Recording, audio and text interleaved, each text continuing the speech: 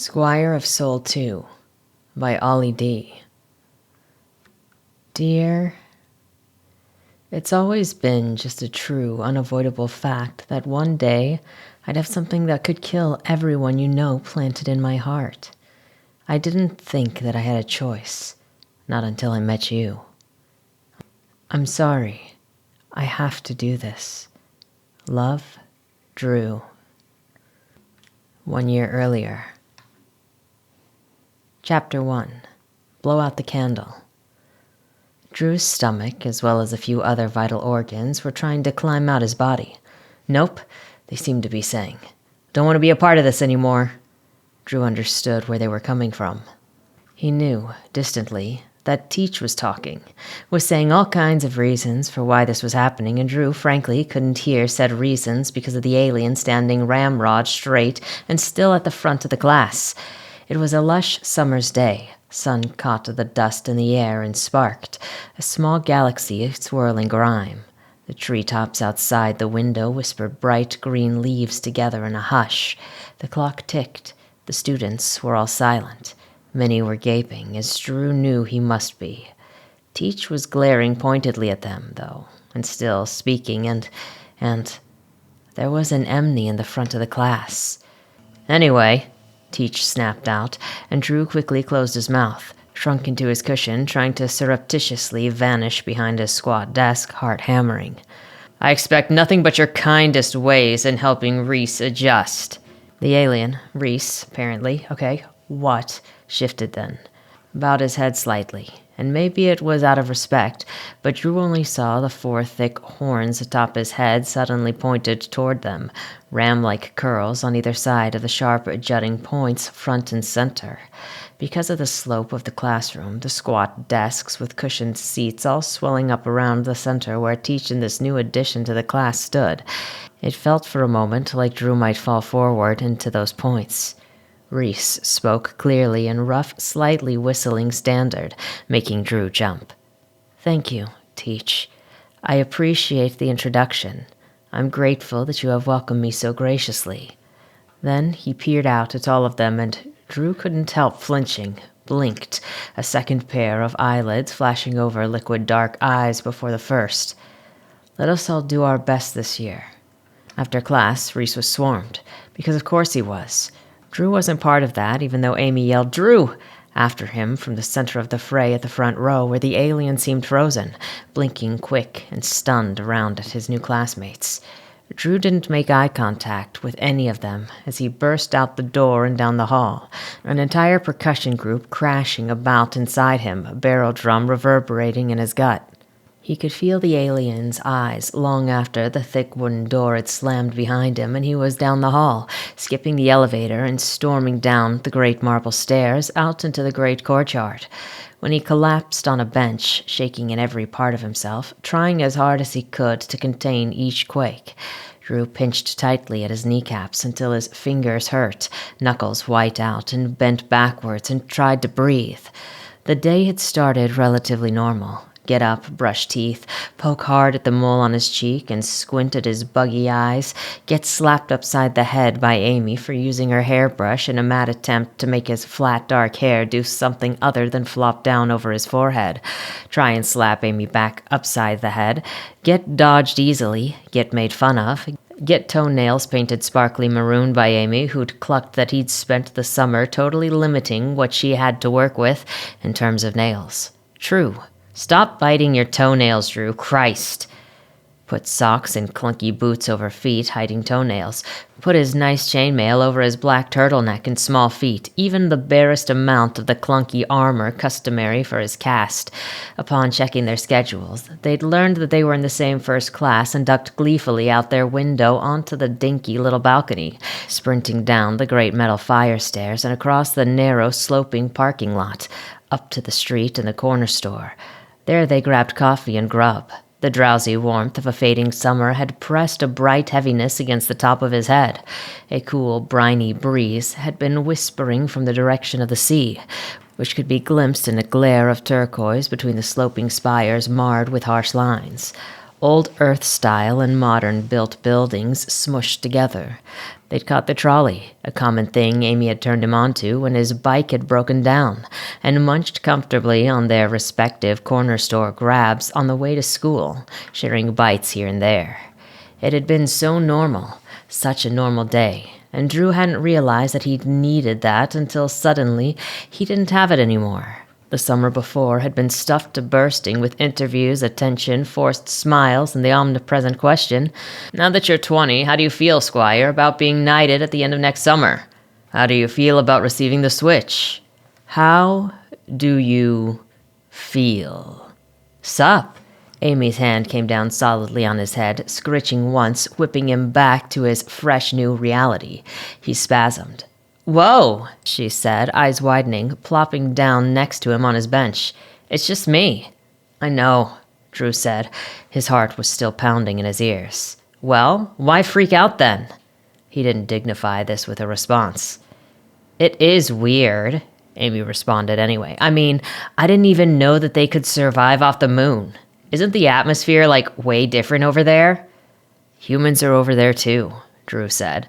"Otherwise, how would their population be controlled?" Amy shrugged, popped gum that he hadn't realized that she'd been chewing. "Robots?" Drew glared. As a tactics cast NCO, she knew perfectly well about the situation over on Droon, the moon of their neighboring planet. At the very least, he knew that she knew the basics. Since the end of the war with the Emni over 180 years ago, the creatures weren't allowed to leave. Their planet was closely monitored, if not outright ruled, by the same militarized monarchy that ruled Earth, too. They existed as a race of casteless, facing all of the consequences of being alien on their own homeland, with none of the freedoms afforded to the humans that chose to reject the caste system. Amy rebelled in a strange, small way that scared him, though, casually pretending that she was stupid in the face of everyone, even him. She was the only NCO he'd met at America's University who talked like the grunt castes he'd grown up surrounded by, as they acted as guards of both King Admiral and his mother, the current Knight of Sol 2. While it was normally almost heart-clenchingly comforting to hear flippancy rather than a practiced snide politics of Earth's 2's young elite, today it annoyed him. "You know damn well it's not robots," he eventually settled on. "Would be easier if it was, though, right? Then we could just bomb them without thinking much about it, if that time comes." "That time won't come." "Well, you would know." Drew's blood was hot in his ears. "It's been generations since the first and only use of—" "Yeah," she said quickly. "You're probably right." "I am." She rolled her eyes. Quiet between them for a moment. A merchant was selling susu fritters across the street, and the hot, buttery smell wafted over, mingling with the scent of freshly mown grass in the sea. Grunts snorted and slapped at one another at the squat bar next door, sloshing warm beer in pitchers. The ocean at the end of the street glittered. The day wore on, and none of these outside people seemed to know it. That a living, breathing alien was right inside the hollowed halls behind them. "Do you think that he lives in the dorms?" Amy asked casually. Drew stiffened. "He can't possibly." She shrugged one bony shoulder. "I mean," she said, "before an hour ago I would have said him being here at all is a can't possibly. Aren't they not allowed off their little moon?" "They're not," Drew snapped and then froze. Chewed on that. "So how, Drew? For shit's sake, I'm talking to you!" He'd already risen and started jogging fast across the green, back through the great stone halls of the school. Students were milling about, most in the camo-printed NCO casual garb, little ribbons or interwoven threads implying their caste within that, though some staff, of course, wore blue teach coats, gleaming with buttons that did the job more officially. As per usual, his very presence supplied a path between them all before he reached them, clunking forward in his black knight's mail and boots. Drew knew he looked like a weird, scrawny grunt, dolled up for something more important. Knights normally studied at the Grunt Academy across the street, though they were a higher caste than your average foot soldier. It'd been an exception for 3 generations now, though, that the Knights of Sol 2 attended this school. Was elevated above grunt status, above even knight status. That's what they called it anyway. Elevated. Whose bastard he was probably only helped that status. The halls were wide, so it wasn't too odd, the way that students and staff would scuffle quickly to the sides before him. It was still intentional enough that it made him grind his teeth, made him barrel through, like he was supposed to inherit his roughness and ideally live up to it. When he pounded all the way up 5 flights of stairs, soul too hectic at this moment for the stoic stillness of an elevator ride, and reached Shrink Cannock's office, he froze, glanced around. A few Medcast NCOs were gathered in the alcove across the hall, sharing a snack between class and gossiping. They didn't look up to him until he rapped his knuckles lightly on the wooden door. "Just a minute," Shrink Cannock bellowed from inside, and he flinched, pointedly ignored the Medcasters who were now staring openly at him, restocking their gossip glasses, more likely. It wasn't so odd. They were all required to speak to Shrink Cannock once a quarter. He kind of did it more often than that, though. There was muttering inside, followed by Shrink Cannock's short, lifting laugh, and then a strange sound, the distinct clack of claws on wood, and it took him barely a second to realize what was about to happen before it did, and he shrank, eyes darting down the hall, and the door opened, and there he was.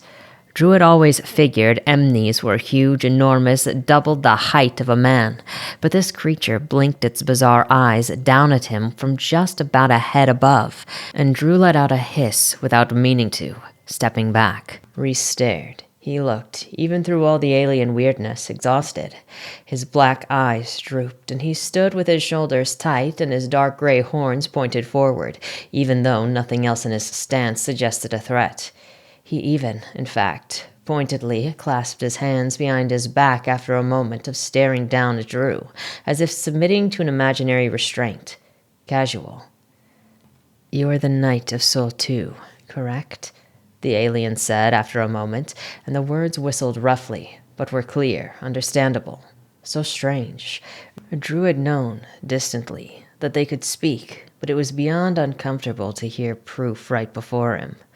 "No!" he barked out on instinct, and Reese stiffened. "Okay." Shrink Cannock was behind Reese, and Drew instinctively recoiled as she dropped her hand lightly against the Emney's arm, which he immediately lowered, opening a clawed hand and holding hers as well. He was wearing a button-down. This was insane. "Okay, Drew, great. Come on in, kid. Reese, it was lovely to speak with you. Please, come and visit if you need anything." "Thank you, Shrink Cannock." Reese whistled out softly and glanced back at Drew, hard, before he turned and trotted away, clawed feet clacking down the hall. No shoes. Somehow that was comforting. But still, Drew could barely breathe. "Drew? Kid? You okay in there? Drew?" Drew turned and gaped down at her, and then pushed forward into her office. He barely caught her rolling her eyes skyward before she shut the door. Then, in a flourish of soft pink, dangerously bordering on non-standard robes, she came around her squat wooden desk, batting a drooping branch of one of her many potted plants out of the way as she did, and plopped down on the cushion behind it, gesturing loosely at the cushion in front. There was still an indent in the center. Drew remained standing. "What can I do for you, Drew?" "What the ever-loving fuck?" "Okay, calm it down. Until you're knighted, I'm still in charge, kid. How is he even here? There are laws against this, you know. He's just... He can't, I mean... Blow out the candle. Huh?" He knew what she was on about, but glared, breathing hard. She held out the omnipresent candle from a raised corner of her desk, though. He took a deep, tight breath, held it, blew out the candle, sat down on the cushion. It was still slightly warm beneath him, and he flinched. "What's this really about?" Shrink Cannock spoke bluntly, placing and then relighting the candle swiftly before pushing the bowl of spiced nuts across the table toward him. He gritted his teeth, took one of the nuts. "It's not enough just being what it is?" He snarked, crammed the nuts in his mouth, tongued the salt from it before biting into it, hard. "I mean, yes, it could be, given the circumstances and your rather personal involvement, though. I'd say maybe no." Drew snorted and looked away, chewed, swallowed. "This must be strange. I know it must be. Suddenly you're faced with it, right? You, the future host for the weapon aimed at Emney Homeworld, quite abruptly in front of a member of that species. I'm guessing it's the first time in your life. Remember, though, This is what you wanted. Just last quarter, you were going on about Emny rights. Drew stared. I was not. You said, and I quote, if we are going to learn to live together, we should learn to live together. End quote. Drew clicked his tongue against the roof of his mouth and glared down at the nuts. I didn't mean it like this. I meant... She rolled her eyes, cutting in immediately. Where? On Droon? Humans already live on Droon. No, I meant here. Not where you can see them? Not where you can be reminded? Drew flinched. That was it, though. As usual, she'd cut his bullshit to the quick immediately. Shrink Cannock's eyes narrowed. So tell me, Drew, in your own words, what's this about? Drew breathed shallowly, took a breath, and blew out the imaginary candle. The real one fluttered on her desk. It's just weird timing. For you, you mean? Because it can't be for the political state of things right now. Has been over for nearly 2 centuries now, in fact. To quote a precarious young man I know, if we're going to learn to live together, then we should learn to live together. Yeah, but isn't it dangerous? Shrink Cannock's face didn't change, but her voice was a tad crisper when she spoke next. Reese is barely more than a child, carefully selected from a slew of applicants with, essentially, one thing in mind. Is he dangerous? He's not. Folks higher up than you have decided. The King Admiral was even involved. He's not dangerous. Drew flinched. I didn't mean that, he said quickly. She stared at him. Something softened in her steely eyes. You mean it's dangerous for him? Drew's breath hitched. How? You don't even have it yet. Even if you did... Forget it, Drew snapped, rising. I knew that you wouldn't understand. Just forget it. You're not gonna flip the switch yourself just by seeing him, you know. Uh-huh. Bye. Shrink Cannock snorted as he barreled back out the door as chaotically as he had arrived. He heard her call before the door clicked shut, though. Bye, Drew. See you soon. The rest of the day passed with a frankly shocking lack of fanfare. First, the relief of physics with the total lack of alien life, along with the blessing of Amy as his lab partner. Evidently, they would spend this semester learning about the differences between the laws of physics between Earth 2 and Earth, as if Earth Prime wasn't just an old story told to scare children at this point, the original King Admiral's ship having escaped to Earth 2 almost 3 centuries ago now. As if physics has strict laws anyway, Amy had chortled into his ear, and he'd rolled his eyes and snapped out the words, nerd, and that had been physics. After that was PE, though, and the Emny was already there, looking bizarre and awkward in the gym uniform, just painting a totally surreal picture. Long, oddly jointed legs slopping out from beneath black shorts and a t-shirt stretched over his broad chest. Drew was immensely grateful that they didn't game or fence today. Just sat in the cavernous auditorium on the gleaming wooden bleachers and listened to Teach Sir speak passionately about the importance of doing things like game or fence regardless of caste. How there was a history, a pride, in fencing in particular, considering their origins. Drew didn't quite know what that meant. It was a well-known fact that the original military of the Americas had not actually included knights, and that the original King Admiral had just liked the idea of knights and had also been in charge. A dangerous combination, as it turns out, 3-ish centuries later with castes like his still in existence and a king before the Admiral's title. Teach Sir seemed to be of the mindset of just ignore this when it came to the Emny. While most of the students stared at Reese the whole time, Teach Sir punched on, passing a ball back and forth between his hands and pacing, gesticulating wildly with his hunched shoulders like it was any other day. The Emny sat primely on the lowest bleacher and watched with rapt attention, and Drew sat on the highest one with Amy and blew out 7 imaginary candles at least. Then lunch, which was participated in everywhere. A calf provided and food trucks crowded before the green outside. The skewed nature, therefore, meant it didn't have to include Reese. Drew saw him in the alcove, though. He looked almost like he'd tried to hide, but failed, and he was currently crowded by students who were asking him questions, leaning in too close, one even poking at one of his topmost 2 horns peeking out from behind the crested gray mound on his forehead, and Drew flinched. The alien looked like he was trying to shrink swiftly into his own bones, a sandwich untouched before him. The Emny looked his big, bizarre eyes up at Drew, like he'd heard that flinch, and Drew walked away quickly.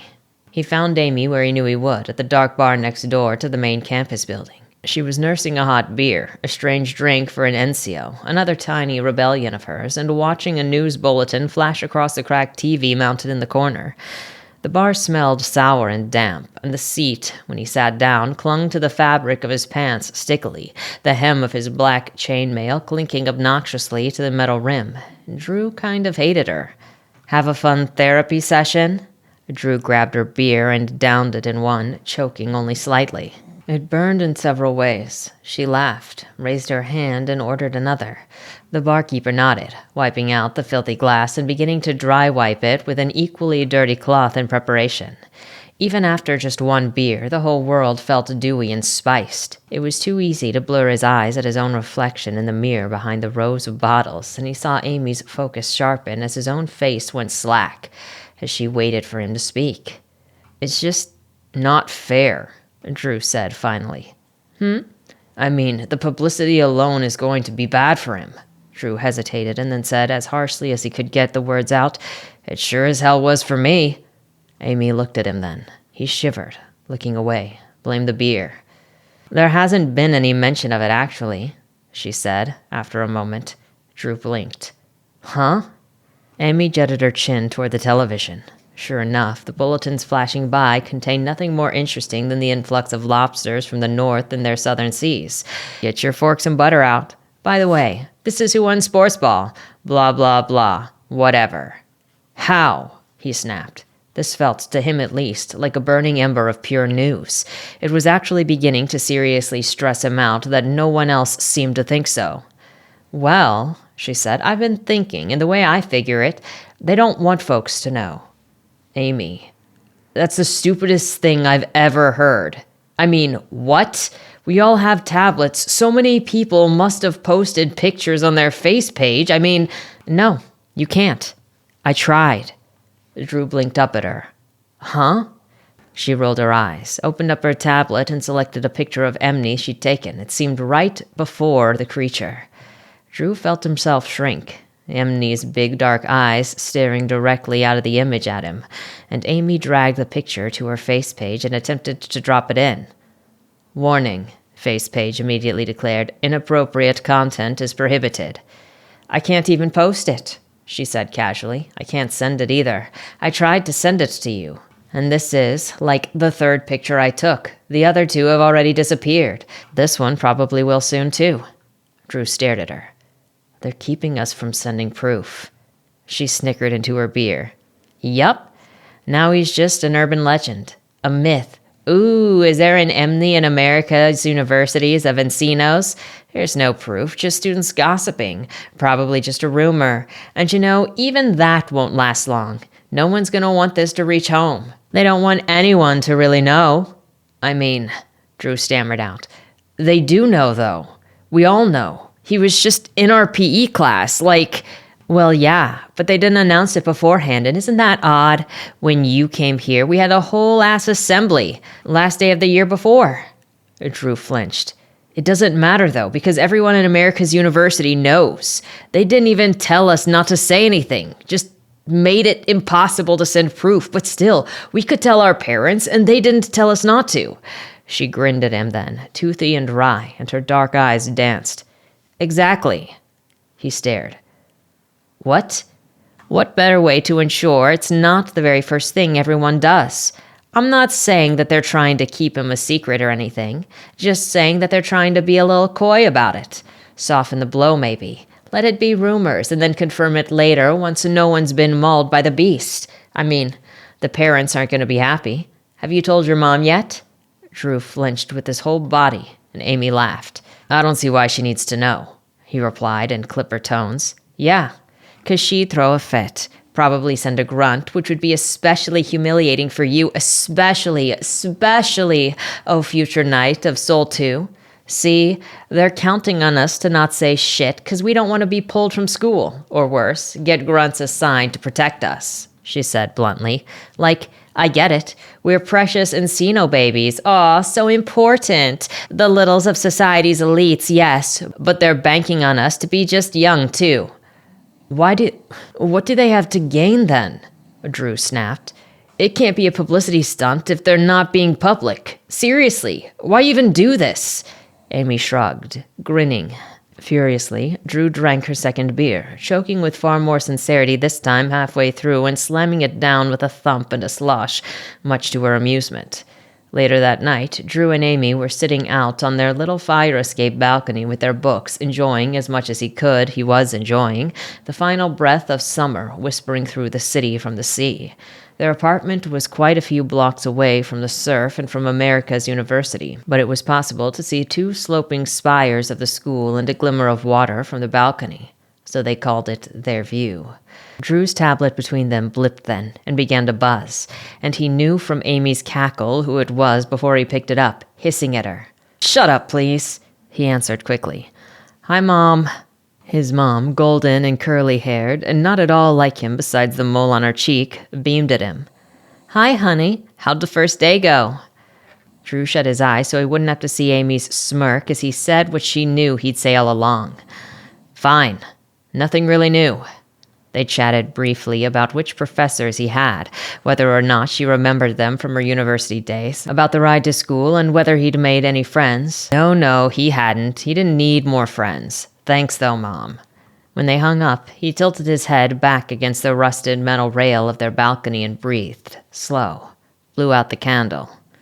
"Man, Drew, I know this must make you uncomfortable. Like, it's not cool how they did it. I feel like they should have told you, at least. But I don't get why you're so upset about this, to be real," Amy said finally. A wind whipped heartily across them, and she shivered delicately, shutting her eyes. Drew batted her stringy dark hair out of his face and glowered pointedly. "I'm not." She raised her eyebrows high at that one. He looked away, something twisting deep inside. "I'm not. Why would I be?" Then he swallowed, staring dully at the setting sun, the twin moons rising high over the ocean, now as the sky sank into a gentle dusk. "It's not like I'm ever going to be the one to flip the switch." She cackled at that. He swore and kicked at her lightly.